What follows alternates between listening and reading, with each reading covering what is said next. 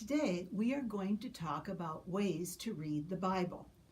First, I'm going to tell you how not to read the Bible. In my family, we had a tradition that on Good Friday we'd all go to church, of course. But whatever hours of the 3 hours we're not in church, we kids could not make any noise or play. We either had to take a nap or pray. Well, I hated naps. So, in my first grade mind, I pulled out the family Bible. I sat on an armchair. My legs were straight out. The big family Bible almost reached down to my ankles. And I began to read.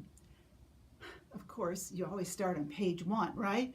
So I'm reading the book of Genesis as a first grader. I'd look at the clock, read a paragraph, look at the clock. After a while, I think I got through maybe a chapter, and then it was done. Whew. That's not the way to read the Bible. If you haven't read the Bible in a while, don't start with Genesis, and certainly not Leviticus or Numbers. They're way too heavy. Start with the New Testament. Matthew, Mark, Luke, and John. That's the life of Christ. That's how we build up our relationship with Jesus Christ. Also, the letters of St. Paul. There are so many beautiful letters with so many beautiful quotations from Colossians and Corinthians and Ephesians. And when you start to read a passage, remember the Bible is a love letter from God directed toward you. Sometimes I like to use a concordance. A concordance is every word that's in the Bible. And so for on Valentine's Day, I like to look at the word heart.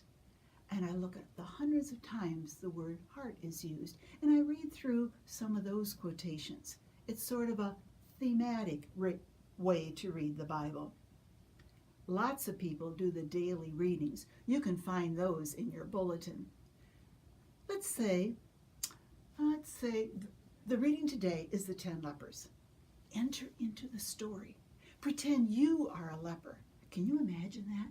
If you were a leper, you were completely ostracized from your family and friends. But Jesus cures you. How grateful you'd be. For the first time in years, you could go back and hug and kiss your spouse and children and be part of the community. Another way is to read one book of the Bible in 1 or 2 or 3 sittings. I did that this past summer. I read the book of Mark in just a couple sittings, and it just gave me a whole picture, a whole portrait of Jesus as Mark saw Jesus. I'm sure you can find on the internet how to read the whole Bible in a year. You might like to do that too. And of course, there are loads of Bible studies.